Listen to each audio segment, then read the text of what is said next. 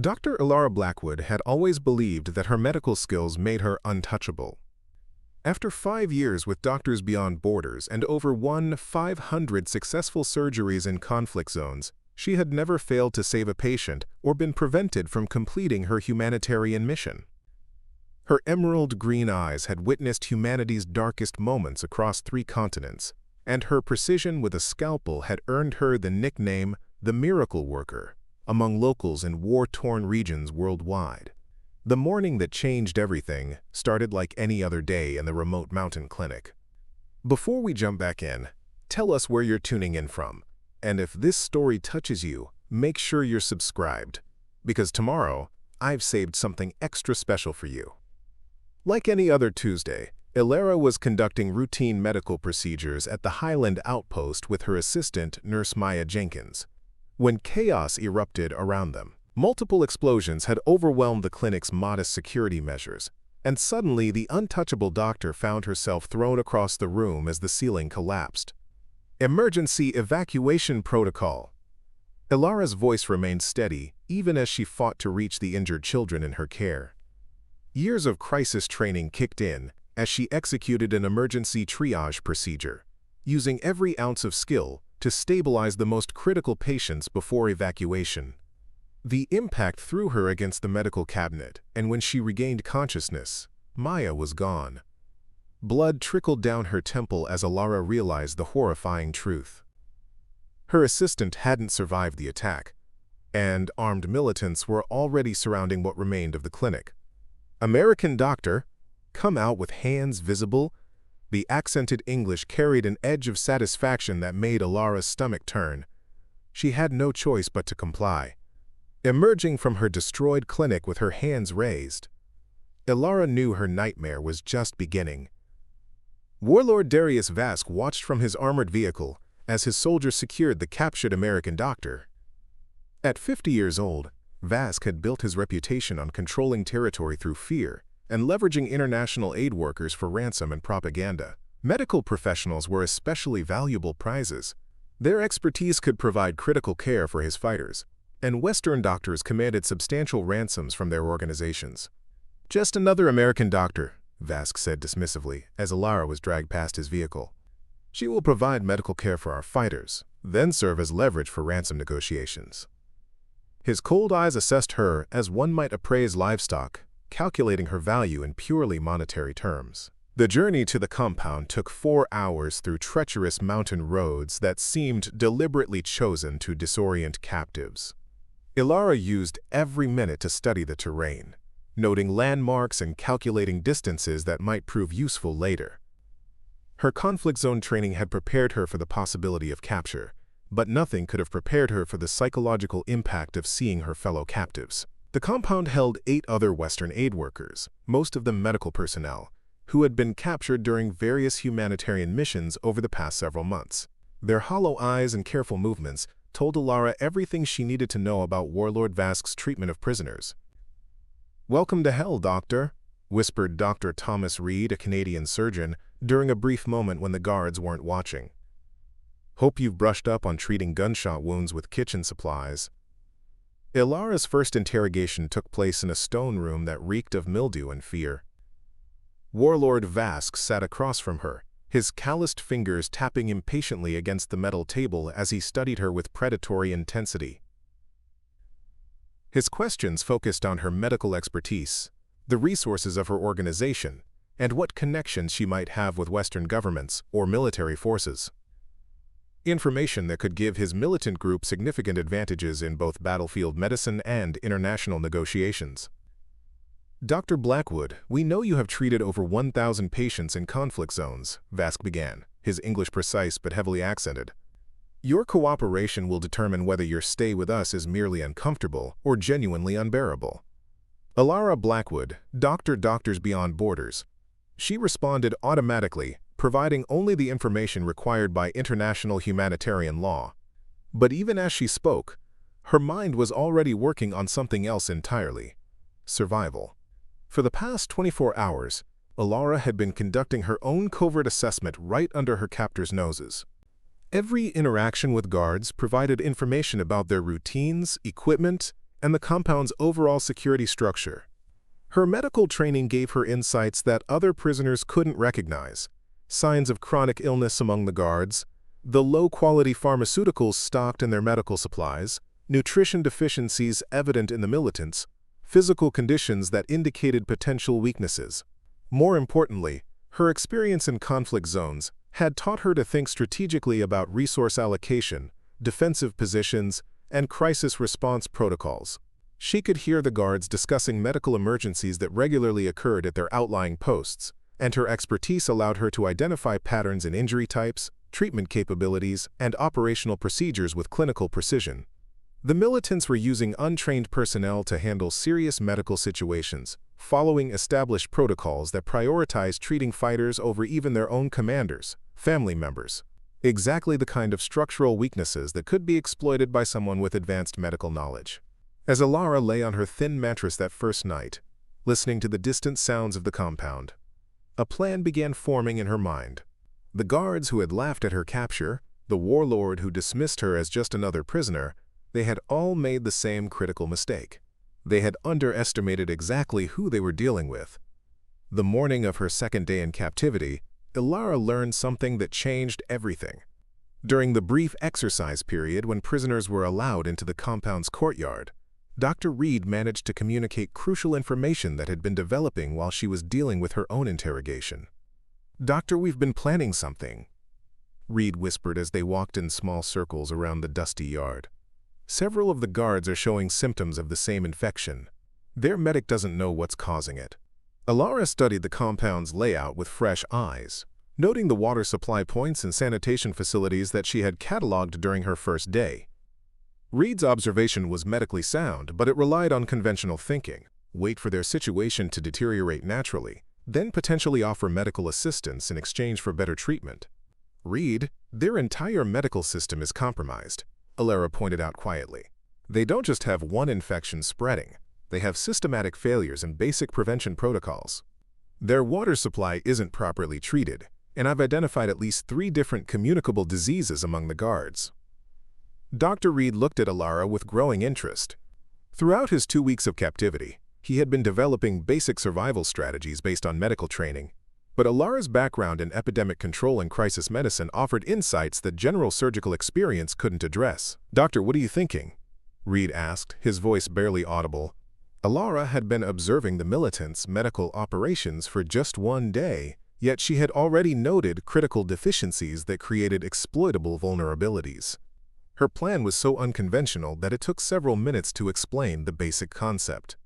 Instead of waiting for their health systems to fail naturally, what if we accelerate the process?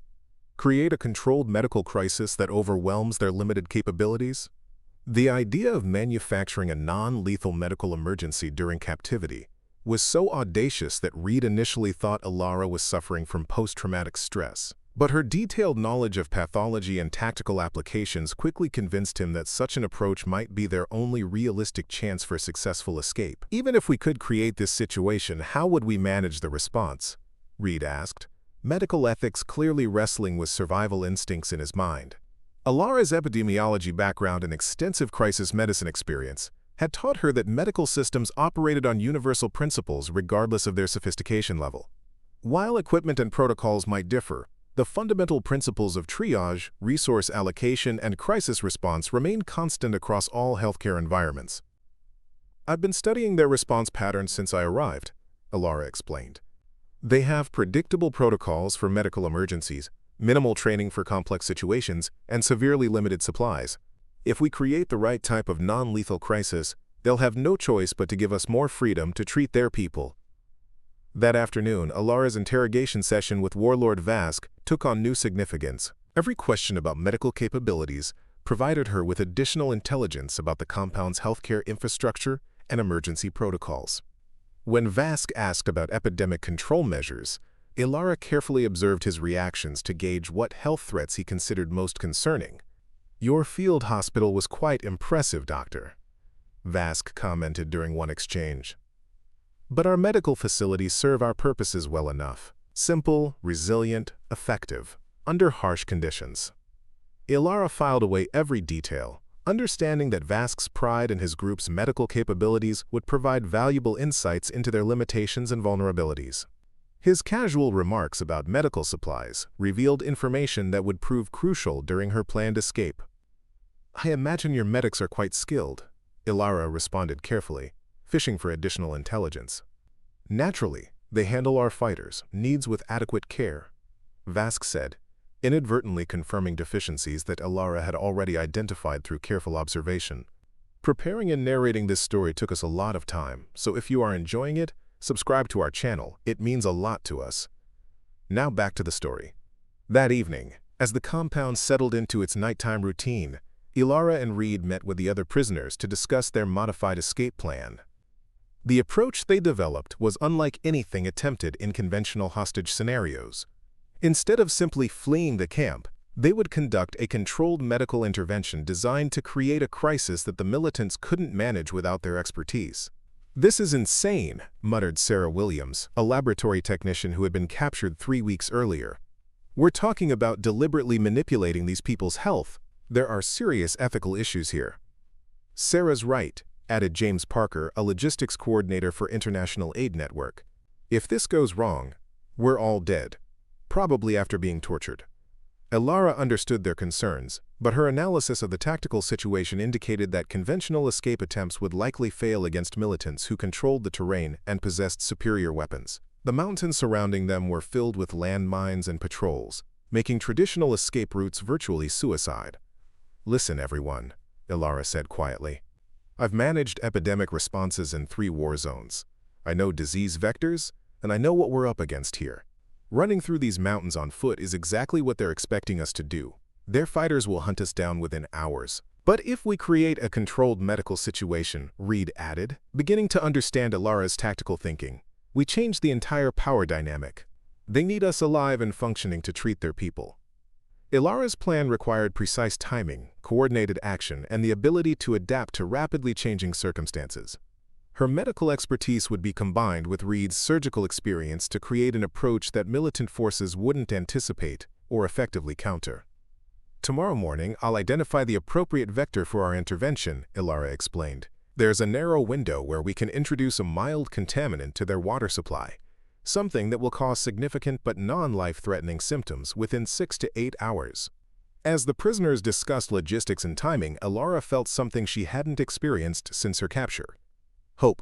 Not the desperate hope of people planning to run through hostile territory, but the calculated confidence of a medical professional who had identified a systemic weakness and knew exactly how to exploit it.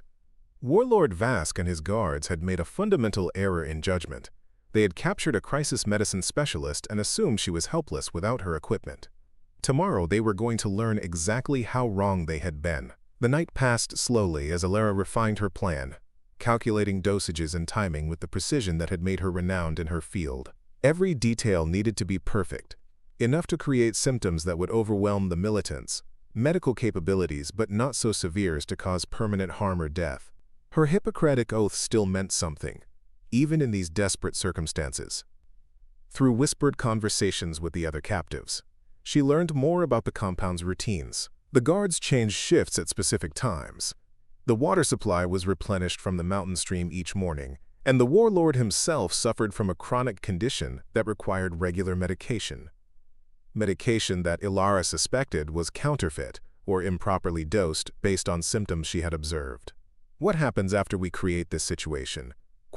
asked Williams. "Even if they need our help, they'll still have guns and control of the compound. Medical emergencies create predictable chaos," Elara explained. "When multiple patients present simultaneously with similar symptoms, standard protocols break down. Guards abandon posts to help sick comrades. Command structures become focused on treatment priorities rather than security concerns." Her years managing epidemic responses had taught her that even well-organized systems could collapse under sudden medical pressure. This militant group, with its minimal training and limited supplies, would be particularly vulnerable to a coordinated health crisis.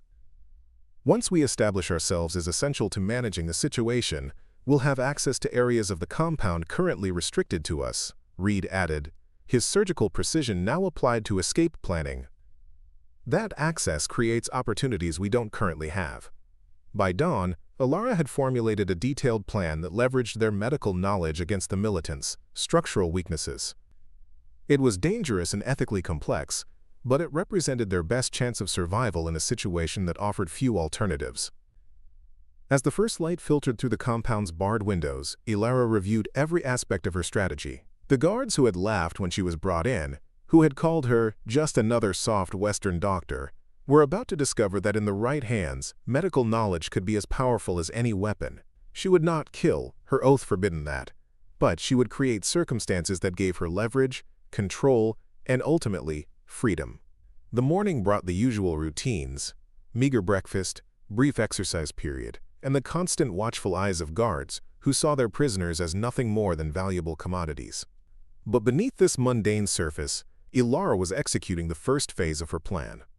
During the exercise period, she carefully observed the water distribution system, confirming her hypothesis about potential contamination points. "Reed," she whispered as they passed near the water storage containers, "the primary tank isn't treated with any purification chemicals. Minimal sediment filtering only." "You're certain this won't cause permanent harm?" Reed asked, medical ethics still asserting themselves despite their desperate situation. "Positive. I've calculated everything based on estimated body weights and existing health conditions," Elara assured him.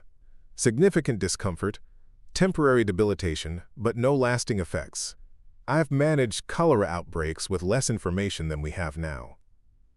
As they returned to their cells, Elara exchanged brief glances with the other prisoners. Everyone understood their roles in the plan that would unfold over the next 24 hours. Sarah Williams would use her laboratory skills to help prepare the contaminant from available materials. James Parker would track guard rotations and identify the optimal moment for introducing their catalyst. Each prisoner contributed specialized knowledge that transformed their collective expertise into a sophisticated escape strategy. Warlord Vask arrived for Elara's second interrogation session at precisely 10 a.m., his questions more focused on specific medical procedures and emergency protocols that might benefit his fighters.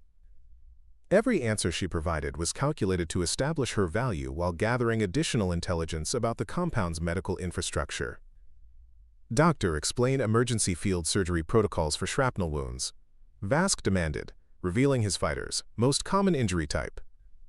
"Proper treatment depends on wound location, depth, and available equipment," Elara replied, using the opportunity to assess what supplies might be available in the compound.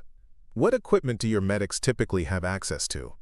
Vask's detailed response provided crucial information about supply limitations that would become relevant during the planned medical crisis. His casual mention of shortages in antibiotics and painkillers confirmed vulnerabilities that Elara had already suspected. As the interrogation continued, she noticed subtle signs of illness among the guards. Slight fevers, fatigue, gastrointestinal discomfort that suggested an existing bacterial infection was already spreading through the compound. This natural outbreak would complement their planned intervention, potentially magnifying its impact beyond what Elara had initially calculated. "Your medical knowledge is impressive," Vask acknowledged reluctantly. "Perhaps we can arrange more comfortable accommodations in exchange for your assistance with some of our injured fighters." "I'll treat anyone who needs medical care," Elara responded, maintaining her professional demeanor while inwardly recognizing that this represented the first crack in the power dynamic between captors and prisoners. "That's my obligation as a doctor." Returning to her cell after the interrogation, Elara conveyed critical new information to the other prisoners. The natural infection already present in the compound would interact with their planned intervention, potentially accelerating the timeline they had established. "We need to move quickly," she told Reed through the wall separating their cells. "There's already a bacterial infection spreading among the guards. If we wait too long, they might implement quarantine procedures that would restrict our movement even further." That afternoon, during the brief period when prisoners were permitted to use the compound's basic washing facilities, Sarah Williams successfully acquired the materials needed for their catalyst. Common substances that individually were harmless but when combined would create a powerful stimulant for the existing bacterial growth in the water supply.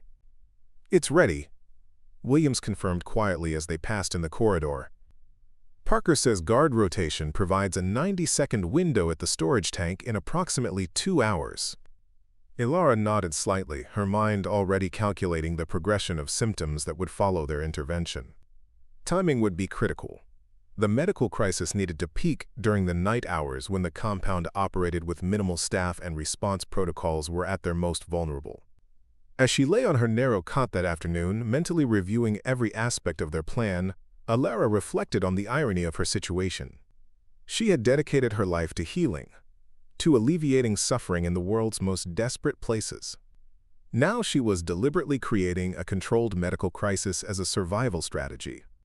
The ethical complexity wasn't lost on her, but she had made peace with the necessity of their actions. The guards who had laughed when she was captured, who had seen her medical skills as something to be exploited rather than respected, had fundamentally misunderstood the nature of her expertise. Medicine wasn't merely about healing, it was about understanding how human systems function, how they fail, and how those failures can be managed. In the right circumstances, that knowledge could become a powerful tactical advantage. As the afternoon sun cast long shadows across the compound, James Parker successfully created the diversion they needed. A minor altercation with another prisoner that drew guard attention away from the water storage area for precisely 87 seconds.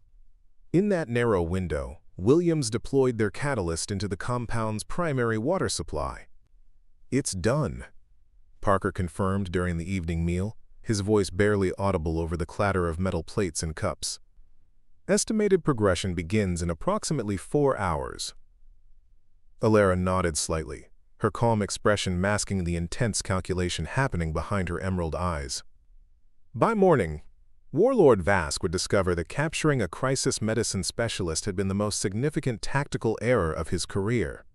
The hunters were about to become the hunted, not through violence, but through the invisible power of medical knowledge turned into strategic advantage. The compound settled into its nighttime routine as darkness fell across the mountains. Guards changed shifts, surveillance was reduced to minimal levels, and the militants relaxed their vigilance in the belief that their prisoners were securely contained. None of them noticed the subtle signs that a crisis was already developing in their midst.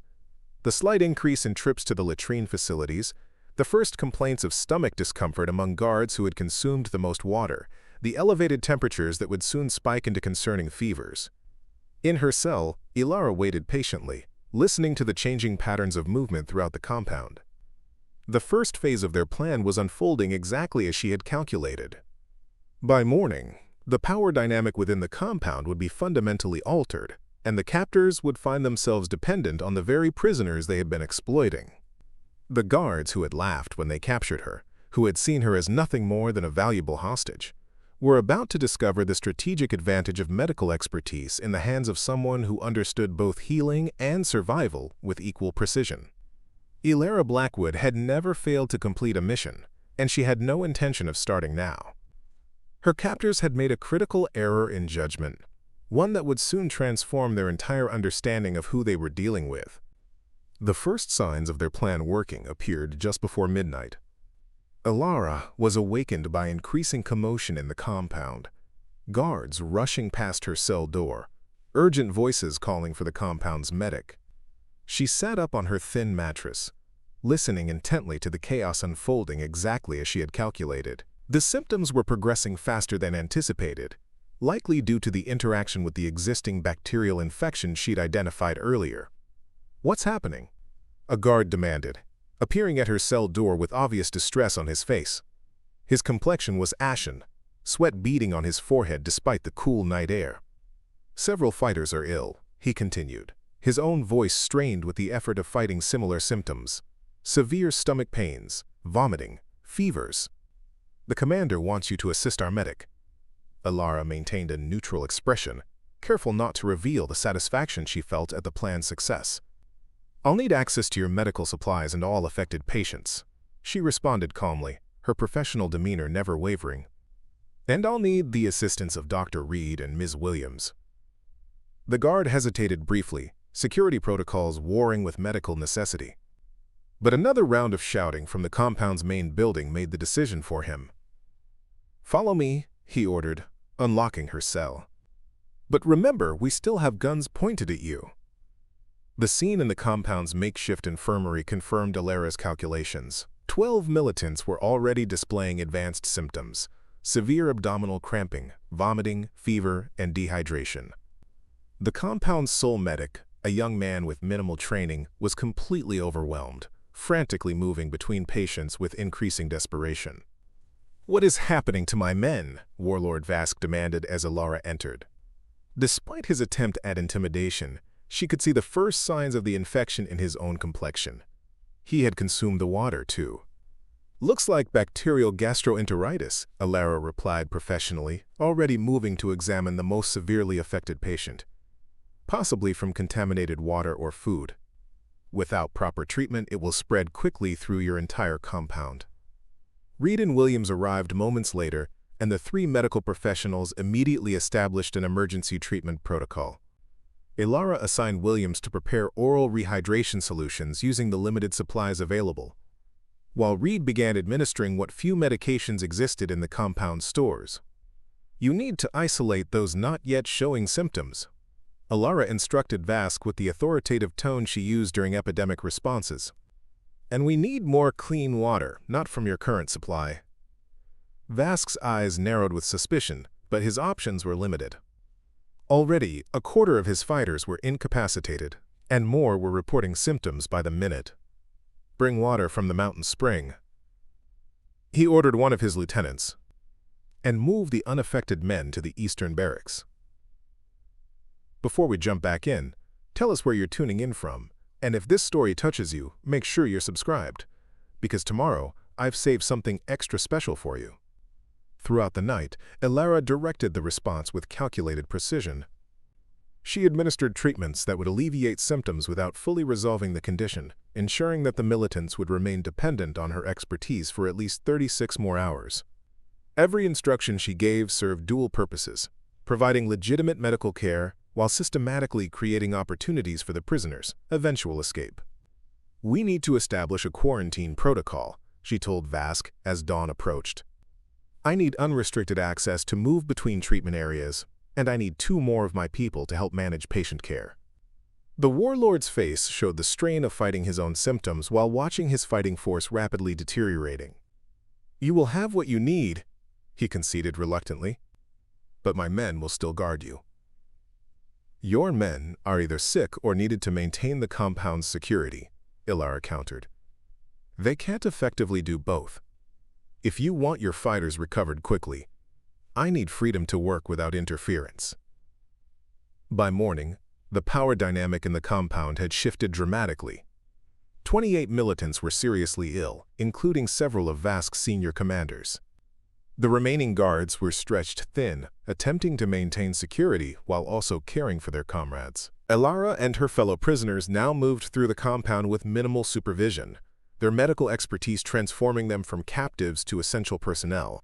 "Phase 1 is complete," Elara whispered to Reed as they prepared more rehydration solutions.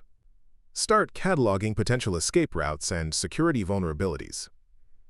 Reed nodded slightly, his surgeon's eyes already noting details that would become crucial during their escape. "Eastern perimeter has only 2 guards now.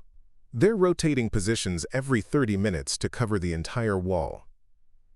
Throughout the day, Elara maintained the appearance of dedicated medical care, working tirelessly to stabilize patients while systematically gathering intelligence. She noted guard rotations, weapon storage locations, and communications equipment that could be leveraged during their escape.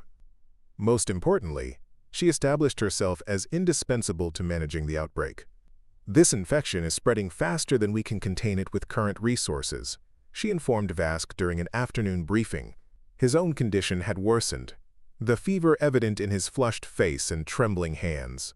"We need access to your communications equipment to request additional medical supplies from the Red Crescent facility in the Northern Valley." "Impossible," Vask replied, though with less conviction than before.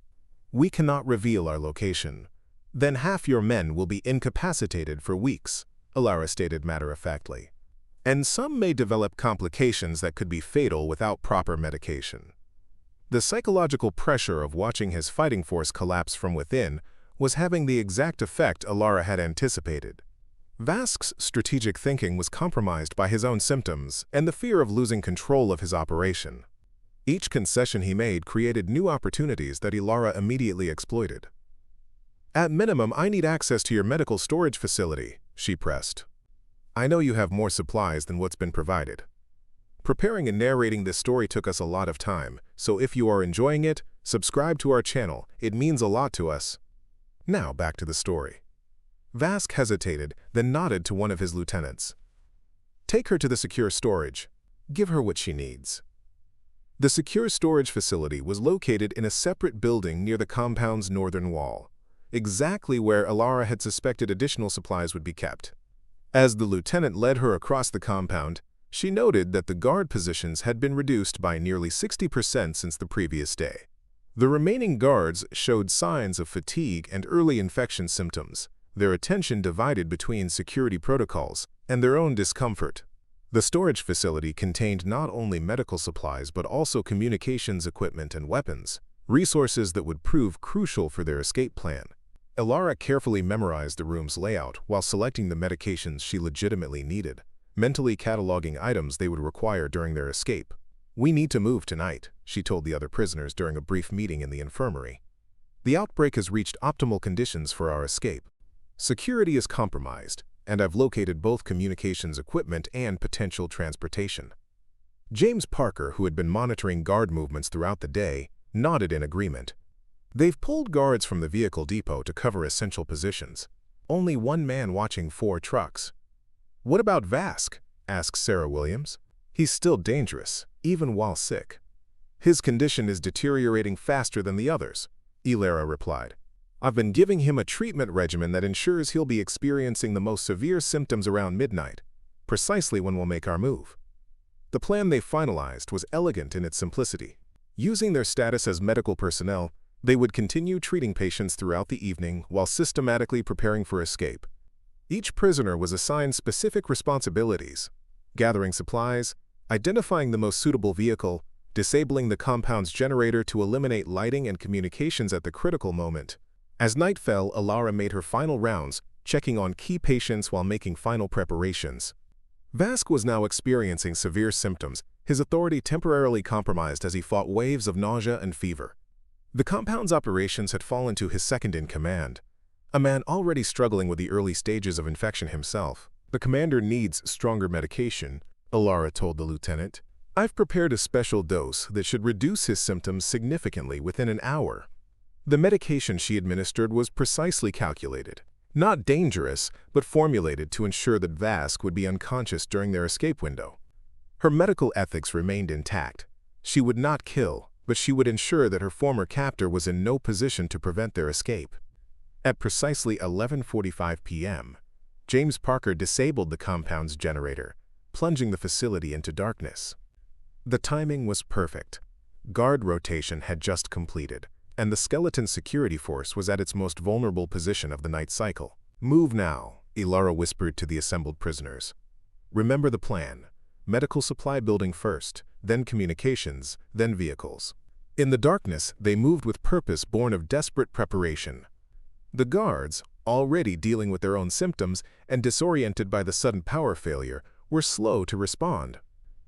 By the time emergency protocols were initiated, Elara and Reed had already secured the medical storage facility and armed themselves with the tranquilizer guns used by the compound's hunters.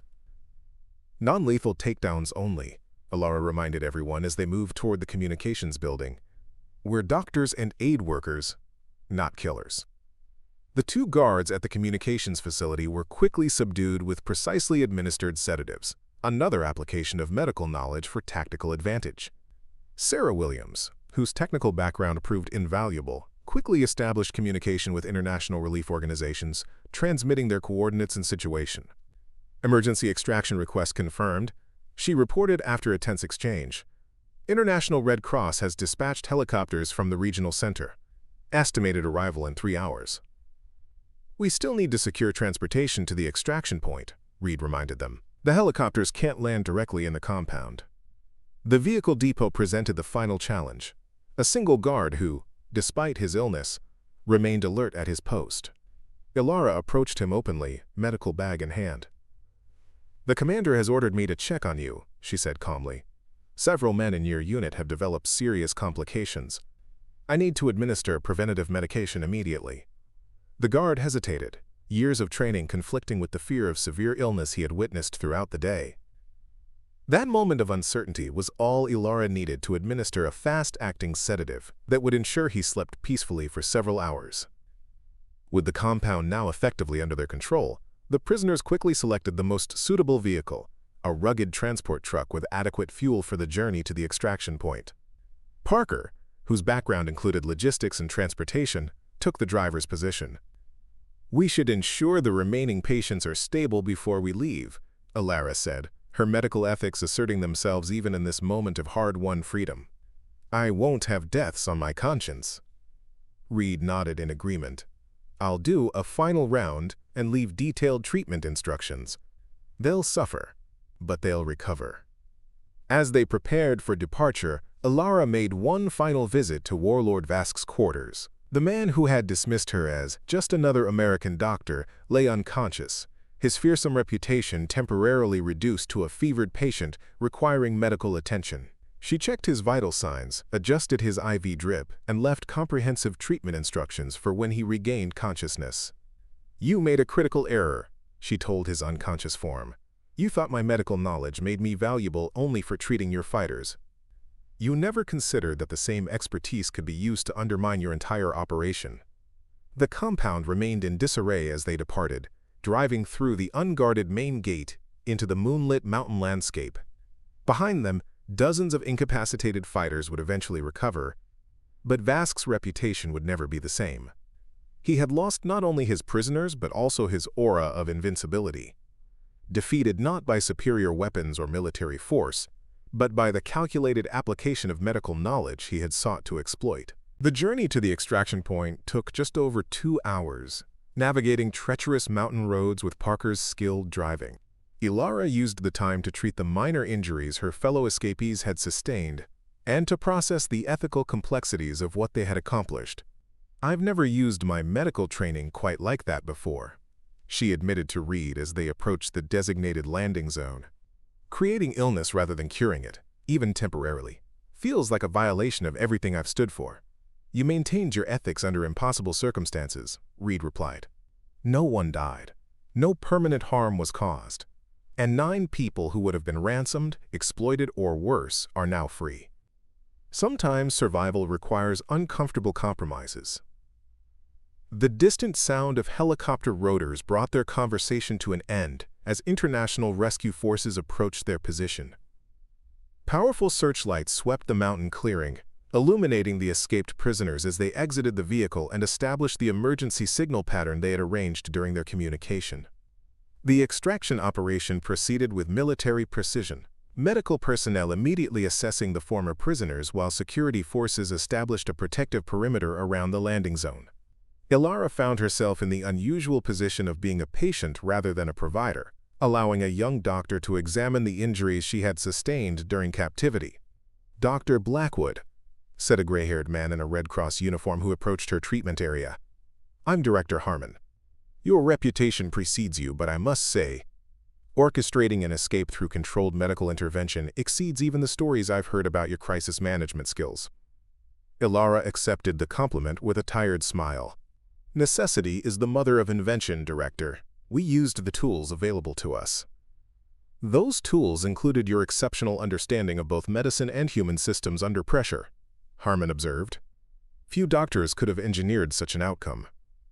As the helicopters lifted off from the mountain clearing, carrying the freed hostages to safety, Elara watched the compound disappearing in the distance.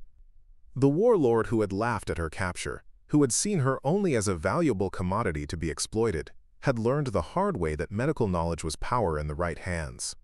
2 days after her capture, she had indeed become the hunter rather than the hunted. Not through violence, but through the strategic application of expertise that her captors had fatally underestimated. The experience would change how she approached her work moving forward, adding new dimensions to her understanding of how medical knowledge could be leveraged in conflict zones. The debriefing at the International Medical Facility lasted nearly 6 hours, with intelligence officers and medical directors documenting every aspect of the captivity and escape.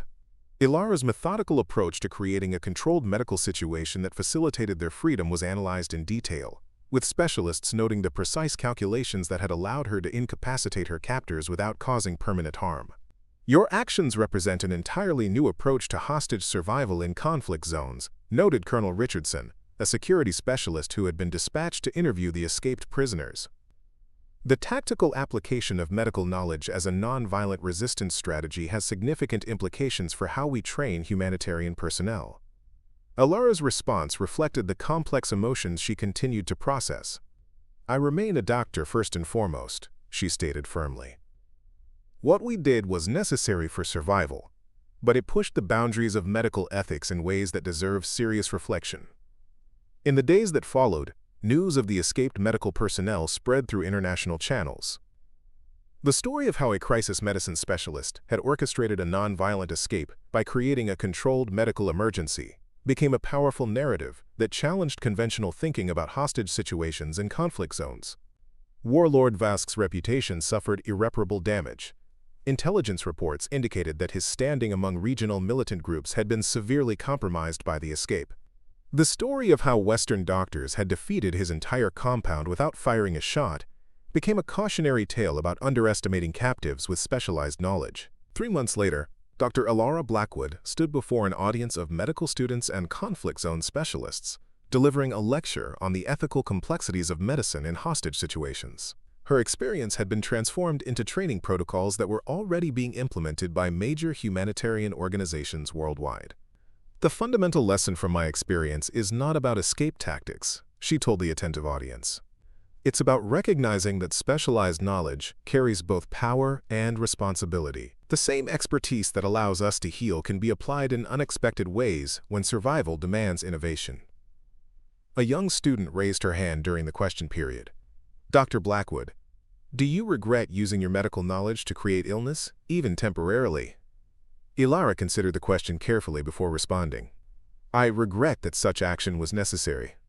I regret that humanitarian workers continue to be targeted in conflict zones. But I do not regret using every ethical means available to secure freedom for 9 people who were being exploited and would likely have been killed eventually." She paused, making eye contact with students who would soon deploy to their own challenging assignments around the world. "The militants who captured me made a fundamental miscalculation," Elara continued. "They saw my medical knowledge as a commodity they could exploit, never considering that expertise is a form of power that cannot be contained by cell walls or armed guards. That's the lesson I hope you'll carry into your own work. Specialized knowledge remains your most valuable asset in any crisis situation."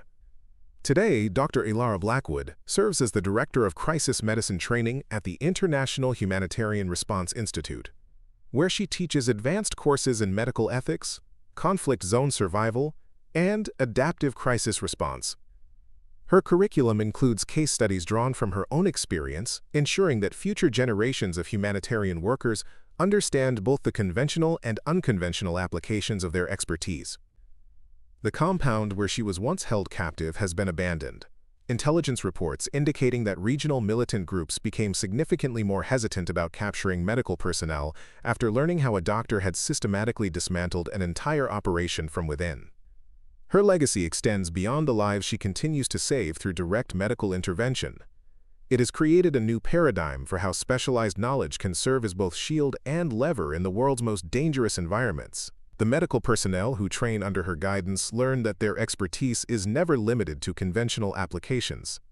In the right circumstances, with ethical boundaries firmly maintained, the same knowledge that heals can create pathways to freedom when all conventional options have been exhausted. "The guards who laughed when they captured me made a fundamental error," Elara tells each new class of humanitarian specialists. They assumed that separating a doctor from her equipment eliminated the threat she represented.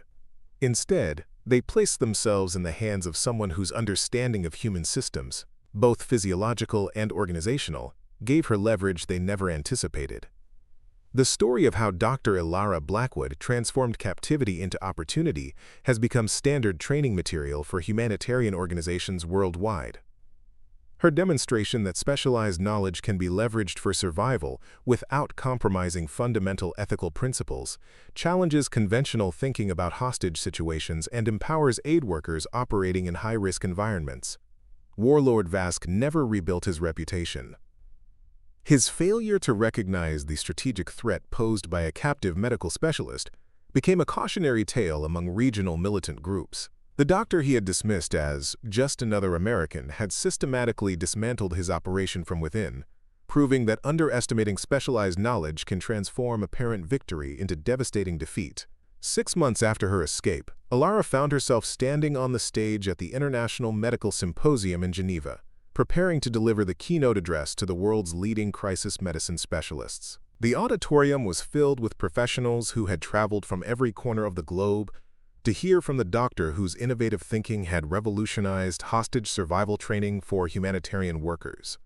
When I began my career with Doctors Beyond Borders, Elara began, her voice steady as she addressed the packed auditorium, I believed my mission was purely about healing. 5 years and thousands of surgeries later, I discovered that medical knowledge encompasses far more than treatment protocols and emergency procedures. The audience listened in rapt attention as she recounted not just the clinical details of her escape strategy, but the profound psychological insights that had allowed her to maintain ethical boundaries while leveraging her expertise in unexpected ways. The most powerful realization during my captivity wasn't about bacteria or treatment regimens, she continued. It was understanding that systems, whether biological or organizational, follow predictable patterns of response under stress. As medical professionals, we're trained to recognize these patterns in human physiology. What I discovered is that the same analytical framework can be applied to security systems, power hierarchies, and decision-making under duress. A distinguished surgeon from Médecins Sans Frontières raised his hand during the question period. Dr. Blackwood, your approach seems to blur the line between medical practice and tactical operations. How do you reconcile this with our traditional ethical frameworks? Before we jump back in, tell us where you're tuning in from, and if this story touches you, make sure you're subscribed, because tomorrow I've saved something extra special for you. Elara nodded, acknowledging the legitimate concern. That's precisely the ethical dilemma I've been wrestling with since my return. Traditional medical ethics were developed for conventional healthcare environments, not for situations where medical knowledge becomes a survival tool. What I've come to believe is that we need an expanded ethical framework that addresses the reality of humanitarian work in conflict zones, one that maintains our commitment to preventing harm while recognizing that sometimes preventing greater harm requires unconventional applications of our expertise. Her response sparked intense discussion throughout the medical community, with prominent ethicists and field practitioners weighing in on what some were calling the Blackwood Protocol, the strategic application of medical knowledge for nonviolent resistance in hostage situations. While controversy surrounded certain aspects of her approach, there was no denying the effectiveness of what she had accomplished. After the symposium concluded, Elara was approached by General Helena Martinez, the director of an international task force focused on protecting humanitarian workers in conflict zones. The military commander's interest in Elara's methods reflected a growing recognition that traditional security approaches often failed to address the unique vulnerabilities faced by medical personnel. Dr. Blackwood, your experience offers insights that could save countless lives, Martinez said as they walked through the conference center's garden. We've been approaching humanitarian protection primarily through physical security measures, armed escorts, secured compounds, evacuation protocols. What you've demonstrated is that intellectual preparedness might be equally important. Elara considered the general's perspective carefully. Physical security will always be essential, but it's inherently reactive. What happened in that compound wasn't just about escaping. It was about recognizing that medical knowledge gave us leverage even in the most disadvantaged circumstances. Their conversation led to the development of a new training program specifically designed for medical personnel operating in high-risk environments. Unlike conventional security training that focused on evasion and passive survival, the Advanced Medical Resistance Program Elara helped design emphasized cognitive strategies and the tactical applications of specialized knowledge. Traditional hostage survival training teaches people to be good prisoners while waiting for rescue, Elara explained during the program's inaugural session. That approach assumes captives have no agency beyond basic compliance strategies. What we're developing is fundamentally different. We're teaching you to recognize and leverage the unique advantage your medical expertise provides, even when everything else has been taken from you. The first cohort of participants included doctors, nurses, and medical technicians preparing for deployment to the world's most dangerous conflict zones. Many had already experienced close calls or direct threats during previous missions, giving them a profound appreciation for the practical value of what Elara was teaching. Your captors will inevitably make critical assumptions about you, she told the assembled medical professionals. They'll assume your value lies exclusively in your technical skills, your ability to treat wounds or manage illness. They'll never consider that the same knowledge that allows you to heal also gives you unprecedented insight into vulnerabilities they cannot even perceive. Preparing and narrating this story took us a lot of time, so if you are enjoying it, subscribe to our channel. It means a lot to us. Now back to the story. Dr. James Connor, a trauma surgeon preparing for his third deployment to a war-torn region, raised the concern that had been whispered about since Elara's story became public. Aren't we risking our neutrality as medical professionals if we're trained in what amounts to resistance tactics? The Geneva Convention protects us precisely because we're seen as neutral parties. Elara appreciated the legitimate ethical question. Our neutrality remains absolute in terms of the conflicts we enter. We treat all patients regardless of affiliation. What we're discussing isn't about taking sides in conflicts. It's about maintaining agency when that neutrality is violated by those who would capture and exploit medical personnel. The moment armed groups take medical workers hostage, they've already broken the compact that protects humanitarian neutrality. As the training program developed, Elara worked closely with ethical oversight committees to ensure that the strategies taught remained within humanitarian principles. The core philosophy emphasized nonviolent resistance, psychological leverage, and the strategic application of medical knowledge without compromising fundamental commitments to preventing harm. Meanwhile, intelligence reports confirmed that Elara's escape had indeed created ripple effects throughout regions where militant groups had previously targeted medical personnel with impunity. The story had spread through both official channels and local communications networks, creating what security analysts termed the Blackwood deterrent, a new calculation of risk that made potential captors significantly more hesitant to target medical teams. We've documented a 64% reduction in attempted abductions of medical personnel in regions where the story has circulated widely, reported Samira Nawaz, an intelligence analyst specializing in humanitarian security. These groups now perceive medical captives as potential threats to their operations rather than simply valuable hostages. This unexpected protective effect became the subject of Elara's research as she balanced clinical work with her new role developing security protocols for humanitarian organizations. Working with data scientists and security specialists, she began quantifying the preventative impact of what had started as a desperate survival strategy. The most effective security measures often aren't the ones that involve weapons or barriers, she explained during a briefing at the United Nations Humanitarian Affairs Office. They're the ones that change the risk calculation for potential aggressors. What we're seeing is that knowledge about the potential consequences of capturing medical personnel has become a more effective deterrent than traditional security measures in certain regions. The research led to an innovative approach that deliberately publicized specialized training for humanitarian workers without revealing specific tactics, creating the perception of preparedness that further enhanced the deterrent effect. Organizations began incorporating elements of the Blackwood Protocol into their security briefings, emphasizing that medical personnel possessed knowledge that made them particularly dangerous captives. 14 months after her escape, Elara found herself in the field again, leading an emergency medical team responding to an earthquake in a region controlled by multiple armed factions. The devastation was immense: collapsed buildings, overwhelmed local medical facilities, and thousands of injured civilians in desperate need of care. Despite the security risks, Elara had insisted on joining the frontline response team. "I won't allow fear to prevent me from delivering care where it's most needed," she told the security officer who had expressed concerns about her high-profile status. "Besides, my presence sends a message that might actually enhance our team's safety." Her assessment proved accurate. As their medical convoy moved through checkpoints controlled by various armed groups, word of The doctor who turned the tables spread quickly. Rather than presenting obstacles, local commanders often provided additional protection, not out of humanitarian concern, but from a wary respect born of self-preservation. "The doctor who made the warlords sick," whispered one fighter to another, as Elara's team established a field hospital in a devastated village. "They say she defeated an entire compound without firing a shot." The whispers created a buffer zone of cautious respect that allowed the medical team to work without interference, even as tensions between competing factions escalated in surrounding areas. It was an unexpected application of the deterrent effect Elara had been researching, her reputation literally creating safe space for humanitarian operations.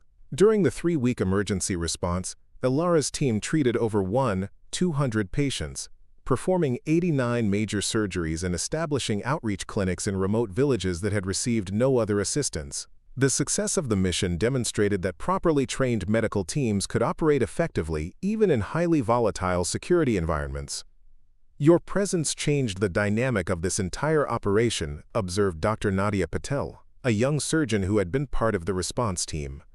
"I've been on 6 deployments, and I've never seen armed groups give medical teams this much operational freedom in contested territory." Elara recognized both the benefits and the ethical complexities of leveraging her reputation. "It's a double-edged sword," she admitted, as they packed equipment at the conclusion of the mission. "The same story that creates space for our work also places a target on my back for any group wanting to prove they're not intimidated. We can't rely on deterrence alone. We still need comprehensive security protocols." That reality was driven home 3 days later when intelligence sources reported a disturbing development. A regional commander had publicly declared that capturing, quote, "the famous Dr. Blackwood" would demonstrate his group's supremacy and restore the fear that had been undermined by her escape story. "We're extracting you immediately," the security coordinator informed Elara as their convoy prepared for the return journey. "We have credible intelligence about a planned ambush specifically targeting your vehicle." Elara faced a difficult decision. Accepting evacuation would ensure her safety but might endanger the remaining team members by removing the protective deterrent her presence had created. "I won't leave separately," she decided after careful consideration. "We modify our route and move as a complete medical unit. Splitting up creates vulnerability." Her assessment again proved correct. Rather than traveling the main road where the ambush had been planned, the medical convoy took an alternate route through villages where they had established clinics.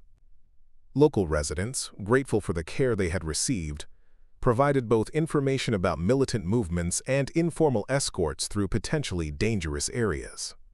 "The people you heal become your security network," Elara explained to her team as they navigated the complex journey. "That's something militant groups consistently underestimate. They see local populations only as resources to be controlled, never as active agents who make their own decisions about who to protect." The convoy reached the extraction point without incident, the planned ambush rendered ineffective by both route changes and local support. As the team boarded helicopters for the final evacuation, Elara reflected on how her understanding of security had evolved since her captivity. "Traditional security thinks in terms of barriers. What separates us from threats," she told Dr. Patel as their helicopter lifted off. "What I've learned is that connection can be equally protective. The relationships we build, the knowledge we share, the trust we establish, these create security that no wall or weapon can provide." Upon returning to Geneva, Elara was immediately recruited to help develop a comprehensive new approach to humanitarian security that integrated these insights. Working with a multidisciplinary team that included former military strategists, conflict mediators, and field-experienced medical personnel, she helped create what became known as the Integrated Protection Framework. Traditional humanitarian security has operated from a defensive posture, focusing on how to avoid or survive threats, she explained during the framework's introduction to major international organizations. The integrated protection approach recognizes that humanitarian workers possess unique forms of influence that can actively reshape the security environment.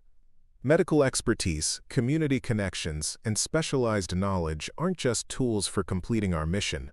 They're assets that can transform how potential threats perceive and interact with humanitarian operations. The framework represented a paradigm shift in how organizations approached security in high-risk environments. Rather than relying exclusively on physical measures and evacuation plans, the new approach emphasized cognitive preparation, relationship building, and the strategic application of humanitarian expertise to create protective environments. Critics argued that the approach placed too much responsibility on humanitarian workers themselves, rather than on improving traditional security measures. Some suggested it might even encourage risky behavior by creating a false sense of empowerment among personnel operating in dangerous regions. This isn't about encouraging risk-taking. Elara responded to these concerns during a contentious panel discussion. It's about recognizing that in the most challenging environments, traditional security measures often fail. When that happens, people need more than just survival training. They need to understand how their unique knowledge and skills can be leveraged to create options where none seem to exist. The debate continued in academic journals and humanitarian forums, but the practical results spoke for themselves. Organizations that implemented elements of the integrated protection framework reported significant improvements in both security incidents and operational effectiveness in high-risk environments. 2 years after her escape, Elara stood in the auditorium of the newly established Center for Humanitarian Protection, addressing the first graduating class of medical professionals who had completed the comprehensive training program she had helped design. The center represented the institutionalization of the approaches that had begun with her individual experience, now developed into systematic preparation for humanitarian workers worldwide. "When I was captured, I discovered something that no training had prepared me for," she told the graduates. "I discovered that the knowledge I had accumulated over years of medical practice represented a form of power that my captors couldn't recognize or contain. What we've created here is a framework that helps you identify and leverage that power before you find yourself in a crisis situation." The graduates included doctors, nurses, logistics specialists, and other humanitarian professionals preparing for deployment to regions where traditional security infrastructure was minimal or non-existent. Their training had combined conventional medical preparation with innovative approaches to cognitive security, ethical decision-making under duress, and the strategic application of specialized knowledge. "The most important insight from my experience wasn't about escape tactics or medical countermeasures," Elara continued. "It was about identity and perception. My captors defined me narrowly as just another American doctor, a valuable commodity with specific technical skills. That limited perception created a blind spot that ultimately led to their failure. They never considered that medical training develops not just technical skills, but analytical capabilities that can be applied far beyond conventional treatment scenarios." As the ceremony concluded, Elara met individually with graduates who would soon deploy to the same region where she had been held captive. Among them was Dr. Sophia Chen, a trauma surgeon who had specifically requested assignment to the high-risk area. "Aren't you concerned about returning to a region where armed groups have explicitly threatened you?" Quote, Dr. Chen asked as they discussed final preparations for the deployment. Elara's response reflected the evolution of her thinking since her ordeal. "Of course, I maintain appropriate caution, but I've stopped viewing security as primarily about avoiding threats. The most effective protection comes from transforming how these groups perceive medical personnel in the first place. Every successful mission, every community relationship we build, every story about humanitarian workers who proved more resourceful than their captors anticipated, these change the calculation for potential aggressors." The deployment proceeded without major security incidents, with Elara's team establishing 3 permanent medical facilities in communities that had previously had no consistent access to healthcare. Local leaders, recognizing both the value of the medical services and the potential risks to the team, established their own protection committees that created buffer zones around the facilities. "What you're seeing is the practical application of the integrated protection framework," Elara explained to visiting security assessors. "We're not just recipients of security provided by others. We actively shape the security environment through our relationships, our expertise, and yes, through the stories that precede us." The approach continued to gain traction among major humanitarian organizations, with elements of the framework being incorporated into standard training for personnel deploying to high-risk environments. What had begun as one doctor's desperate survival strategy had evolved into a systematic approach that was transforming how humanitarian operations functioned in the world's most challenging contexts. 3 years after her captivity, intelligence reports confirmed that Warlord Vask had been removed from power by his own lieutenants, his authority permanently undermined by the story of how he had been defeated by captive doctors. The compound where Elara had been held was now operated as a community clinic by local medical personnel she had helped train through distance education programs. The transformation of that site from a place of captivity to a center for healing represents everything I believe about how knowledge creates lasting change. Elara told a documentary filmmaker who was recording the story for educational purposes. The same facility that was designed to exploit medical expertise is now a place where that expertise is freely shared to benefit the very communities that were previously terrorized. As the documentary project progressed, the filmmakers traveled to communities throughout the region, recording testimonials from people whose lives had been impacted by both Elara's original captivity and the healthcare initiatives that had followed. A consistent theme emerged from these interviews: the profound shift in how local populations viewed both armed groups and humanitarian workers. "Before, we feared the warlords because they had guns and could take what they wanted," explained a village elder whose community now hosted one of the permanent medical facilities. The story of the doctor who defeated Vask without weapons showed us that knowledge is a different kind of power, one that builds rather than destroys. Now our children want to become doctors and nurses, not fighters. This transformation of aspiration represented perhaps the most significant long-term impact of what had begun as a personal survival strategy. By demonstrating that specialized knowledge could overcome even the most intimidating physical force, Elara had helped reshape how communities envisioned power itself. "The greatest protection for humanitarian workers isn't walls or weapons," she explained during the documentary's concluding interview. "It's helping communities recognize that what we bring, knowledge, healing, capacity building, represents more sustainable power than any armed group can maintain through fear." When communities themselves become the primary security infrastructure for humanitarian operations, the entire dynamic changes. Today, Dr. Elara Blackwood continues to divide her time between field operations, teaching at the Center for Humanitarian Protection, and consulting with international organizations on security frameworks for high-risk environments. The protocols she helped develop have been implemented by major humanitarian organizations worldwide, creating new standards for how medical personnel prepare for and respond to security threats. The compound where she was once held captive continues to operate as a thriving community health center, staffed by local medical personnel with support from international organizations. It stands as a living testament to the principle that knowledge, properly applied, can transform even the darkest circumstances into opportunities for healing and growth. The guards who laughed when they captured her, who saw her medical expertise as something to be exploited rather than respected, could never have imagined that their actions would ultimately lead to a revolution in humanitarian security that would protect thousands of aid workers worldwide. Their fundamental misunderstanding of exactly who they were dealing with had consequences far beyond their small compound in the mountains. For Elara, the most meaningful outcome wasn't the recognition she had received or the security frameworks she had helped develop. It was the knowledge that her experience had created pathways for medical care to reach communities that had previously been considered too dangerous for humanitarian operations. The transformation of her ordeal into a force for positive change represented the ultimate victory, one measured not in defeated adversaries but in lives saved and communities healed. In the end, she often tells new medical graduates preparing for their first deployment, "Your most powerful security asset isn't a protocol or a weapon, it's the understanding that your knowledge remains yours in any circumstance. No one can take that from you, and in the right circumstances, that reality can transform you from victim to agent of change, even in the darkest situations."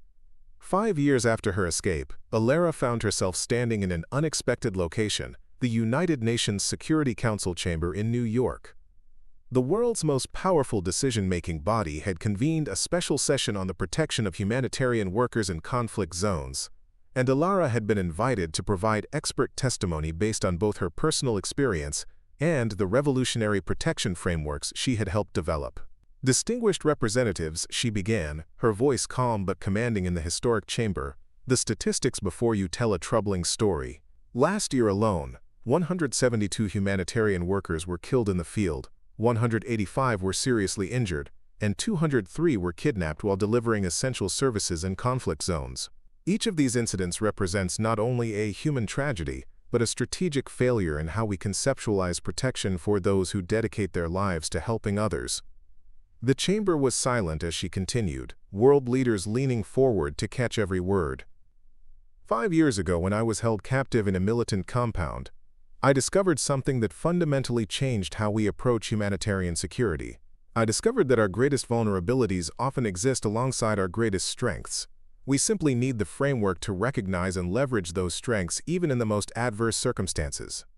Her testimony outlined the remarkable results achieved through the Integrated Protection Framework, a 58% reduction in security incidents for organizations that had fully implemented the approach, significantly expanded access to previously inaccessible regions, and perhaps most importantly, a documented shift in how armed groups perceived humanitarian. The traditional security paradigm assumes that protection comes primarily from external sources: armed escorts, fortified compounds, evacuation protocols, Elara explained.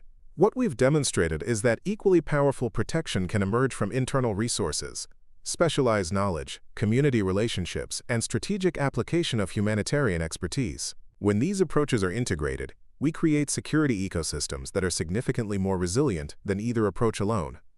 Before we jump back in, tell us where you're tuning in from, and if this story touches you, make sure you're subscribed, because tomorrow, I've saved something extra special for you. The Security Council's response was unprecedented, a unanimous resolution calling for the global implementation of the Integrated Protection Framework for humanitarian operations in conflict zones, backed by significant funding commitments from member states. What had begun as one doctor's desperate survival strategy had been transformed into international policy that would shape humanitarian operations worldwide. Following the historic vote, Elara was approached by Ambassador Leila Khoury, a diplomat whose own country had been ravaged by decades of conflict. Dr. Blackwood, your framework has implications far beyond humanitarian security, the ambassador observed. The principles you've articulated speak to fundamental questions about power, resistance, and human agency in conflict situations. Have you considered the broader applications? The ambassador's insight sparked a new phase in Elara's work, exploring how the principles of knowledge-based empowerment could be applied not just to humanitarian workers, but to vulnerable communities themselves. Over the next 18 months, Elara worked with conflict resolution specialists, community leaders, and international organizations to develop what became known as the Community Resilience Initiative. The same principles that allow humanitarian workers to maintain agency in crisis situations can be adapted to empower communities facing systemic threats, Elara explained during the initiative's launch at an international peace conference. When communities recognize that their local knowledge, social networks, and cultural expertise represent strategic assets, they can engage with more powerful actors from a position of strength rather than victimhood. The initiative focused on providing communities in conflict zones with frameworks for identifying and leveraging their unique knowledge assets, creating protection strategies that complemented traditional security approaches without requiring external resources that were often unavailable in crisis situations. What makes this approach revolutionary is that it doesn't require communities to wait for external intervention, noted Dr. Ibrahim Nasser, a conflict resolution specialist who collaborated with Elara on the initiative. It provides immediate pathways for agency, even in the most asymmetric power situations. Early implementations in regions experiencing active conflict showed promising results. Communities that had been trained in knowledge-based protection strategies demonstrated greater resilience against armed groups, more effective negotiation with both governmental and non-governmental actors, and improved capacity to maintain essential services during crisis periods. Preparing and narrating this story took us a lot of time, so if you are enjoying it, subscribe to our channel. It means a lot to us. Now back to the story. 6 years after her captivity, Elara's work brought her full circle, back to the region where she had been held captive, but under dramatically different circumstances. The regional governor had invited her to participate in the opening of a new medical training facility that would prepare local healthcare workers to serve communities throughout the formerly contested territory. When I was last in this region, I was brought against my will, Elara told the assembled community leaders and international representatives during the opening ceremony. Today, I return by choice to a transformed landscape, one where medical knowledge is recognized not as a commodity to be exploited, but as a foundation for community empowerment and regional stability. The facility had been built near the site of the former militant compound where Elara had been held, a deliberate choice that symbolized the transformation that had occurred in the region. What had once been a center for exploitation and violence had been reclaimed as a space for healing and knowledge transfer. After the formal ceremony, Elara was approached by a young woman whose determined expression immediately caught her attention. "Dr. Blackwood, my name is Mira Jalal," the young woman introduced herself. "I was 12 years old when Warlord Vask controlled this region. My father was killed for refusing to pay protection money, and my mother died because we couldn't access medical care during her pregnancy." Elara listened attentively, recognizing the painful history that many in the region carried with them. "I'm so sorry for what you and your family endured," she replied with genuine compassion. The young woman straightened her shoulders, a quiet strength evident in her posture. "I'm not telling you this for sympathy, Dr. Blackwood. I'm telling you because your story changed the trajectory of my life. When we heard about how a doctor had defeated Vask without weapons, using only her medical knowledge, it transformed how I understood power. Today, I'm starting my training as a physician assistant in this new facility." This encounter represented something Elara had not anticipated when she developed her escape strategy years earlier: the ripple effect of narrative on individual lives and community aspirations. Throughout the region, she discovered similar stories of transformation: young people who had chosen careers in medicine, education, or community development, rather than joining armed groups that had previously dominated the landscape. "Your greatest impact may not be the security frameworks you've developed or even the lives you've saved directly," observed Maria Gonzalez, the facility's director, as they toured the training center.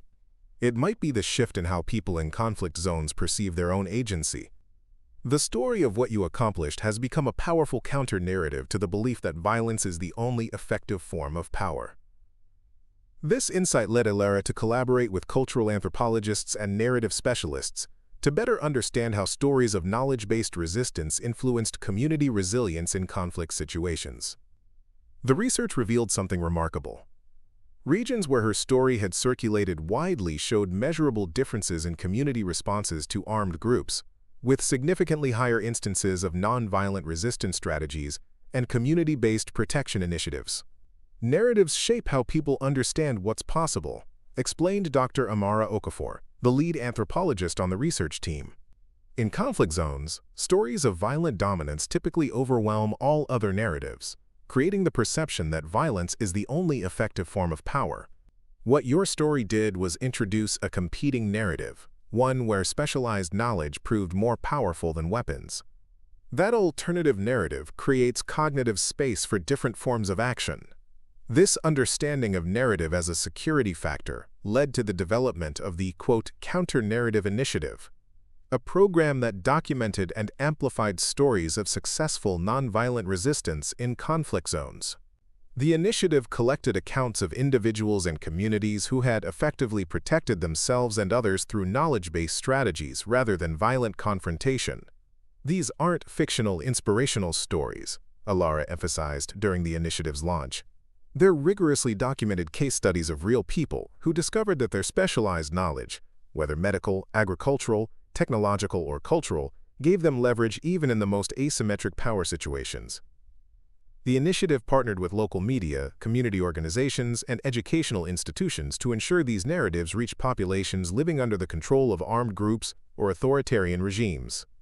The goal wasn't to encourage risky confrontation, but to expand the perceived range of possible responses to oppression and violence. 7 years after her captivity, Elara was invited to return to the United Nations, this time to receive the organization's highest humanitarian honor for her contributions to both direct medical care and the revolutionary security framework she had developed. The ceremony brought together representatives from regions that had been transformed through the implementation of her approaches. "Dr. Blackwood's contribution extends far beyond innovative security protocols," noted the Secretary General during the presentation. "She has fundamentally reimagined the relationship between knowledge and power in conflict situations, creating pathways for agency where traditional security paradigms saw only victimhood. The result has been not just safer humanitarian operations but transformed communities with new visions of their own potential." As Elara accepted the award, she reflected on the journey that had brought her to this moment, from a captured doctor fighting for survival to an architect of approaches that were reshaping how the world understood protection in conflict zones. "When I was held captive, I discovered something essential about human potential," she told the assembled global leaders. "I discovered that knowledge, properly applied, creates forms of power that are often invisible to those who rely on weapons and intimidation. That insight was born in desperate circumstances, but its implications extend to how we approach some of our most intractable global challenges. Quote, "The impact of Elara's work continued to expand in unexpected directions. Military strategists began incorporating elements of her knowledge-based protection framework into their approaches to civilian protection in conflict zones. Educational institutions in regions affected by chronic violence developed curricula that emphasized the strategic value of specialized knowledge as a form of community defense. Most significantly, international development organizations began explicitly linking education initiatives to security outcomes, recognizing that communities with higher knowledge capital demonstrated measurably greater resilience against both armed groups and environmental crises. What Dr. Blackwood has helped us understand is that education isn't just about economic opportunity, it's about strategic empowerment," explained Dr. Samuel Osei, director of the Global Education Security Initiative. Communities with diverse knowledge assets are inherently more secure because they possess resources that can't be easily controlled through conventional power structures. 8 years after her captivity, Elara found herself in a position she could never have anticipated during those desperate days in the militant compound. She had been appointed as Special Advisor to the Secretary General on Humanitarian Protection, with a mandate to implement the Integrated Protection Framework across all United Nations humanitarian operations worldwide. The appointment represented the complete institutionalization of approaches that had begun with her individual experience of captivity and resistance. What had started as a desperate survival strategy had evolved into global policy that would shape how humanitarian operations functioned in the world's most challenging environments for generations to come. As she assumed her new role, Elara insisted on maintaining direct field involvement rather than becoming solely an administrative figure. "The principles we've developed are living approaches that must continuously evolve in response to changing conflict dynamics," she explained to her team. "That evolution can only happen through ongoing engagement with frontline realities." This commitment to field experience brought her to a refugee camp on the border of a conflict zone where armed groups had recently targeted humanitarian operations. The camp's medical director had implemented elements of the Integrated Protection Framework and requested Elara's guidance on adapting the approach to their specific security challenges.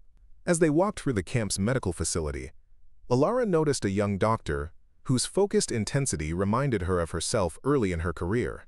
"Dr. Blackwood, I've studied your work extensively," the young physician said when they were introduced. "But I'm struggling with how to apply knowledge-based protection principles when armed groups in this region seem completely irrational in their targeting of medical facilities." The question reflected the ongoing evolution of conflict dynamics that required continuous adaptation of protection strategies. "The fundamental principle remains valid even when the specific applications need to change," Elara explained. "What appears as irrational behavior usually has internal logic when you understand the incentive structures and perception frameworks of the actors involved." She worked directly with the camp's security team to develop a detailed analysis of the armed groups operating in the region, identifying the unique leverage points that medical knowledge could provide in their specific context. The resulting protection strategy integrated traditional security measures with innovative approaches based on the strategic application of the camp's specialized expertise. 3 months later, when armed fighters entered the camp during a military offensive, the medical team's prepared response demonstrated the effectiveness of the adapted framework. Rather than targeting the humanitarian operation as they had done previously, the armed group established a security perimeter that allowed medical services to continue even during active combat operations. They recognized that our specialized knowledge represented a strategic asset for all parties in the conflict, the camp director reported afterward. "Instead of seeing us as a target or a political symbol, they calculated that maintaining our operational capacity served their interests better than disrupting our work." This outcome represented the maturation of Elara's approach, moving beyond individual survival strategies to create systematic protection for entire humanitarian operations based on the strategic value of specialized knowledge. The pattern was repeating in diverse conflict contexts worldwide, with humanitarian organizations reporting unprecedented access to populations in need through the application of the Integrated Protection Framework. 9 years after her captivity, Elara published Beyond Survival: Knowledge as Power in Conflict Zones, a comprehensive analysis of the theoretical foundations and practical applications of the approaches she had pioneered. The book became required reading in humanitarian studies programs, military academies, and conflict resolution institutes worldwide. Dr. Blackwood has articulated a paradigm shift in how we understand power dynamics in asymmetric conflict situations, wrote Dr. Sofia Martinez in her review for the International Journal of Conflict Studies. By demonstrating that specialized knowledge creates forms of leverage that conventional power analysis fails to recognize, she has opened new pathways for agency among actors traditionally considered powerless in conflict environments. The book's publication coincided with a global summit on humanitarian protection that brought together field practitioners, security specialists, academic researchers, and community leaders from conflict-affected regions. The summit represented the full maturation of ideas that had begun in the desperate circumstances of Elara's captivity. "When I look around this room," Elara told the assembled participants during her keynote address, "I see the living embodiment of what I discovered during those days in captivity. I see people who understand that specialized knowledge isn't just technical expertise. It's a form of power that can transform even the most challenging security environments." The summit produced the Geneva Declaration on Knowledge-Based Protection, a framework document that formalized the principles Elara had pioneered and established global standards for their implementation across humanitarian, development, and peacebuilding operations. The declaration was subsequently endorsed by 142 countries, making it one of the most widely accepted approaches to humanitarian protection in history. 10 years after armed militants dragged her from her destroyed clinic, Elara stood at the entrance of a state-of-the-art medical facility built on the exact site where she had once been held captive. The region's transformation from a militant stronghold to a center for medical innovation represented the fullest realization of the principles she had discovered during her captivity. "This facility stands as testimony to a fundamental truth about human progress," she told the gathered community during the opening ceremony. "When knowledge is recognized as our most valuable resource, the dynamics of power shift in ways that create space for healing rather than harm, for growth rather than destruction." The facility would serve as both a treatment center for the region's population and a training institute where local medical professionals could develop specialized expertise.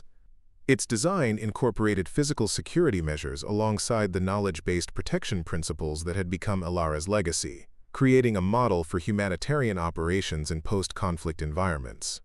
As she toured the completed facility, Elara was approached by a tall, dignified man whose face showed the weathering of a difficult life. "Dr. Blackwood, my name is Rafiq," he introduced himself quietly. "10 years ago, I was one of the guards who laughed when you were brought to the compound." Elara felt a momentary tension but maintained her professional composure. "I remember," she acknowledged simply. The man's eyes showed a complex mixture of emotions, regret, respect, and something like wonder. "I wanted you to know that after what happened, after you created the sickness that helped you escape, I left Vask's group. What you did made me question everything I thought I understood about power. Today, my daughter is studying to become a nurse at the regional medical school you helped establish." This unexpected encounter embodied the profound transformation that had occurred, not just in the physical landscape or security protocols, but in the fundamental understanding of what constitutes power in human systems. The guard, who had once believed in the dominance of weapons and intimidation, had witnessed firsthand the superior leverage of knowledge applied with strategic precision. The most meaningful change isn't measured in security frameworks or global policies, Elara reflected later that evening as she prepared to depart the region. It's measured in these individual transformations, in people who discover new possibilities for their lives and communities, because someone demonstrated that knowledge creates forms of power that weapons can never achieve. As her helicopter lifted off from the former conflict zone, now a thriving center for medical innovation and community development, Elara watched the landscape recede below her. The journey that had begun in that desperate moment when armed men dragged her from her destroyed clinic had come full circle, transforming not just her own life but the lives of countless others who would never know her name. The guards who had laughed when they captured her, who had seen her medical knowledge as merely a commodity to be exploited, could never have imagined that their actions would ultimately lead to a global revolution in how humanity understands power, protection, and possibility in our most challenging environments. Their fundamental miscalculation about exactly who they were dealing with had consequences that would continue to unfold for generations to come. Today, the Blackwood Institute for Humanitarian Protection trains thousands of medical professionals, aid workers, and community leaders each year in the principles of knowledge-based security and strategic resilience. Its graduates work in the world's most challenging conflict zones, applying approaches that continue to evolve with each new implementation and context. The Institute's motto, displayed prominently at its entrance, captures the essence of what Elara discovered during those desperate days of captivity. Knowledge, properly applied, remains undefeated. It stands as testament to the truth that even in our darkest moments, human ingenuity and specialized expertise can create pathways to not just survival but transformation. The story of how Dr. Elara Blackwood turned captivity into opportunity continues to inspire people facing seemingly impossible circumstances worldwide, not because it promises easy solutions, but because it demonstrates that even in situations of extreme disadvantage, specialized knowledge creates forms of leverage that conventional power analysis often fails to recognize. The warlord who dismissed her as just another American doctor never understood the fundamental miscalculation he was making. He saw her medical knowledge as something static, a technical skill that could be exploited for his benefit. What he failed to recognize was that specialized knowledge isn't just about what you know. It's about how you think, how you analyze systems, and how you identify leverage points that others cannot see. That failure of imagination cost him everything, while creating possibilities that continue to transform lives a decade later. In the end, his guns and threats proved less powerful than the strategic application of medical knowledge in the hands of someone who understood its true potential. Up next, you've got two more standout stories right on your screen. If this one hit the mark, you won't want to pass these up. Just click and check them out. And don't forget to subscribe and turn on the notification bell so you don't miss any upload from us.